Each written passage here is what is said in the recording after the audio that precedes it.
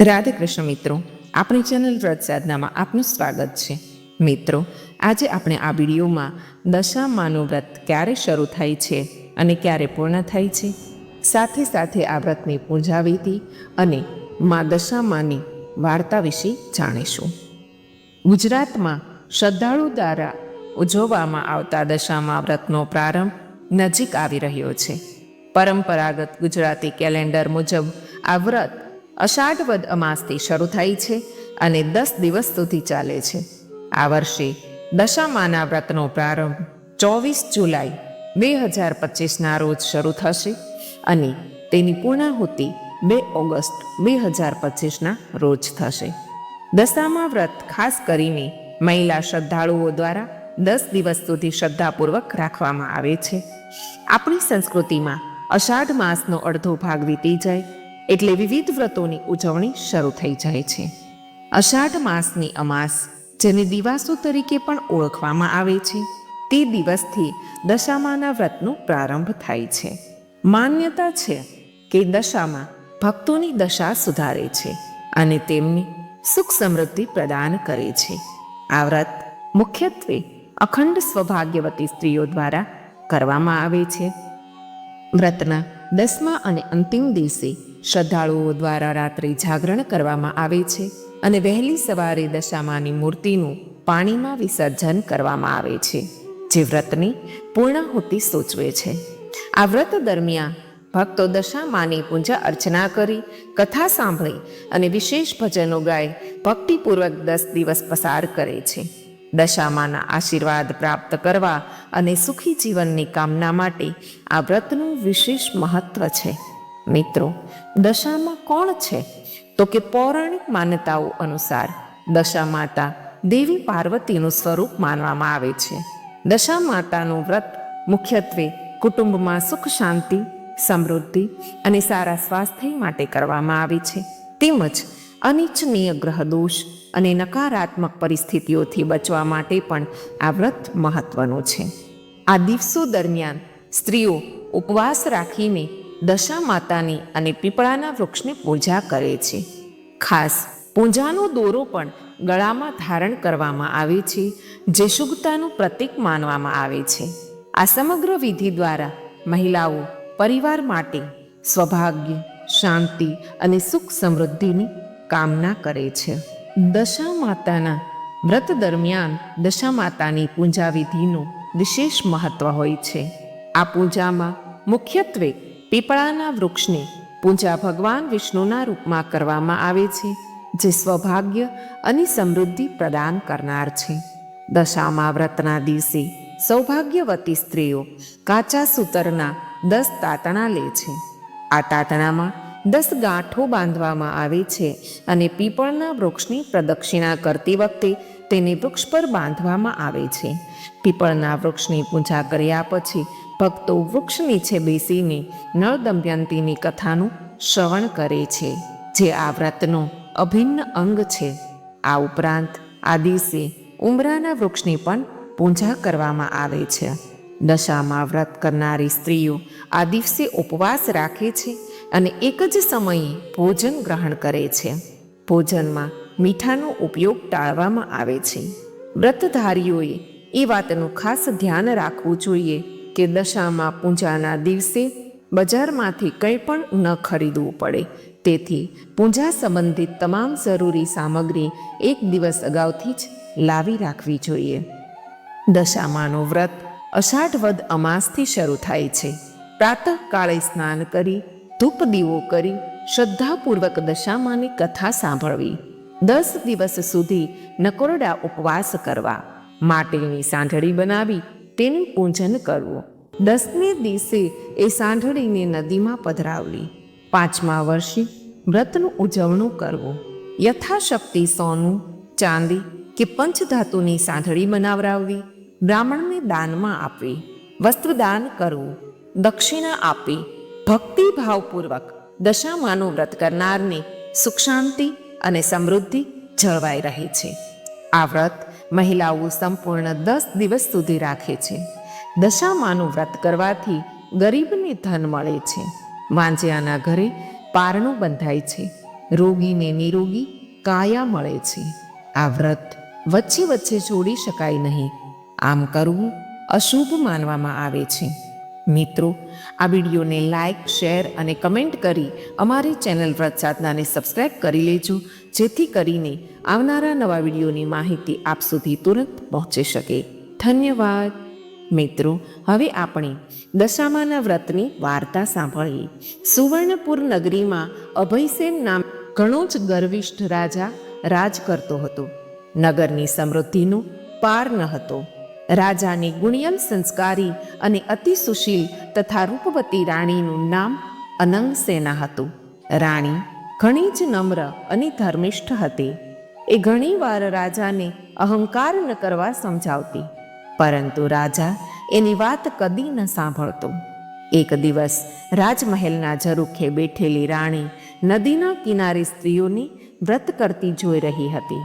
તેથી રાણીએ કુતૂહલવશ થઈ તરત દાસીને આજ્ઞા આપી કે નદી કિનારે 16 શણગાર સજીને ટોળે બેસેલી સ્ત્રીઓ શું કરે છે તે જાણી લાવ. દાસી દોડતી દોડતી સ્ત્રીઓ પાસે ગઈ અને પૂછવા લાગી કે તમે આ બધા શું કરો છો? ત્યારે એક સ્ત્રીએ જવાબ આપતા કહ્યું કે અમે તો દશામાનું વ્રત કરીએ છીએ. આ વ્રતની વિધિ એવી છે કે સૂતરના 10 તાર લઈ 10 ગાંઠ વાળવી, ગાંઠે ગાંઠે કંકુના ચાંદલા કરવા. ત્યારબાદ સ્ત્રીએ આ વ્રત ક્યારે કરવું, કેવી રીતે કરવું વગેરે જણાવ્યું. દાસીએ મહેલમાં આવીને રાણીને બધી વાત કરી. ધાર્મિક સ્વભાવની રાણીને પણ આ વ્રત કરવાની ઈચ્છા થઈ. મનથી વ્રત કરવાનું નક્કી કર્યું. એણે રાજાને આ વાત જણાવી તો અહંકારી રાજાએ ના પાડી દીધી અને કહ્યું કે આ વ્રત તો ગરીબ ગુરખા માટે છે. આરે તોહણી તો સાહેબી છે. ધન દોલત, નોકર ચાકર, બાગ બગીચા, રાજપાટ બધું છે, માટે આ વ્રત કરવાનું જ છોડી દે. રાજાના અભિમાન ભર્યા વચન સાંભળીને રાણીનું દિલ દુભાયું. એ જાણતી હતી કે ગમે તેવી સમજાવટ છતાં અભિમાની રાજા એકનો બે થવાનો નથી. રાજાએ અહંકાર, ગર્વ અને અભિમાનમાં ચકનાચૂર થઈને દશામાના વ્રતનું અપમાન કર્યું. તેથી દશામાના ક્રોધનો પાર ન રહ્યો. માએ રાજાના સપનામાં આવીને એક જ શબ્દ કહ્યો, પડું છું. બીજા જ દિવસે પડોશી રાજા લશ્કર સાથે ચડી આવ્યો. આવા અણધાર્યા હુમલાથી રાજા અભયસિંહ ગભરાયો. જીવ બચાવવા માટે રાણી અને બંને કુંવરોને લઈને જંગલના રસ્તે ભાગ્યો. રાણી અનંગસેન આ મનમાં સમજી છે કે પોતાના પતિએ કરેલ દશામાના વ્રતના અપમાનથી આ દશા પ્રાપ્ત થઈ છે. ઘોર જંગલમાં રાજા રાણી ઉઘાડા પગે ચાલ્યા જાય છે. પગમાં કાંટા, કાંકરા ભોંકાય છે. દુઃખ અને થાકનો પાર નથી. કુંવરો તો તરસ્યા થયા છે. એટલામાં એક વાવ આવી. રાજા પાણી લેવા માટે વાવમાં ઉતર્યો તો દશામાએ અદ્રશ્ય રહીને બંને કુંવરોને ખેંચી લીધા. કુંવરોને અદ્રશ્ય થઈ ગયેલા જાણી રાણી વિલાપ કરવા લાગી. રાજા પણ મનમાં સમજી ગયો કે નક્કી આ દશામાનો કોપ છે. એ રાણીને આશ્વાસન આપતા સમજાવે છે કે જેણે આપ્યા એને લઈ લીધા અને હવે એ જ પાછા આપશે. રુદન કરતી રાણીને સમજાવતો રાજા આગળ ચાલ્યો. થાકના લીધે બંનેના પગ ઢસડાય છે. પગમાં વેઢા વેઢાના કાંટા ભોંકાઈ ગયા છે. એથી પીડાનું પાર નથી. રસ્તામાં એક વાડી આવી. રાજાને થયું કે હાશ, 2 ઘડી વિસામો તો મળશે. પણ રાજાએ વાડીમાં જેવા પગ મૂક્યા તો ખીલેલા ફૂલો કરમાઈ ગયા. વાડીનો માળી વિચાર કરવા માંડ્યો કે નક્કી આ માણસ પાપી પગલાનો છે. તેથી માળી લાકડી લઈને રાજા રાણીને મારવા દોડ્યો. રાજા રાણી માંડ બચીને ત્યાંથી ભાગ્યા. જીવનથી હતાશ થઈ ગયેલા ભિખારી જેવી હાલતમાં બંને એક નગરમાં આવ્યા. એ નગર રાજાની બહેનનું હતું. રાજાને આશા હતી કે બહેન જરૂર આશરો આપશે. એણે પાદરેથી પોતાની બહેનને સંદેશો મોકલાવ્યો કે તેનો ભાઈ આવ્યો છે. બહેને પોતાના ભાઈને સોનાની ગાગરમાં સુખડી મોકલાવી અને સાથે સોનાની સાંકળ મૂકી. પણ સોનાની ગાગર પિત્તળની બની ગઈ, સુખડી ઈંટના કટકા બની ગઈ અને સોનાની સાંકળીના બદલે ફૂફાડા મારતો કાળો નાગ નીકળ્યો. રાજા વિચાર કરે છે કે મારી સગી બહેને મને મારી નાખવા આવું ન કરે. નક્કી આ દશામાના કોપને કારણે જ થયું છે. આવો વિચાર કરી રાજાએ ગાગર ત્યાં જ દાટી દીધી અને રાણીને લઈને આગળ ચાલી નીકળ્યું. ચાલતા ચાલતા એક નદી આવી. નદીના કાંઠે ચીબડાના વાડા છે. રાજા બે હાથ જોડીને વાડીના માલિકને કરગરવા લાગ્યો કે ભાઈ, 7 દિવસના ભૂખ્યા છીએ, દયા કરીને એક ચીબડું આપો. ખેડૂતે દયા કરીને એક ચીબડું આપ્યું. રાજાએ નક્કી કર્યું કે આગળ જઈને થોડો વિશ્રામ કર્યા પછી ચીબડું ખાવું અને ભૂખ છમાવવી. પૂર્વે બન્યું એવું કે ગામના રાજાનો કુંવર 2 દિવસ પહેલા રિસાઈને ભાગી ગયો હતો. સિપાહીઓ કુંવરની શોધમાં નીકળ્યા હતા.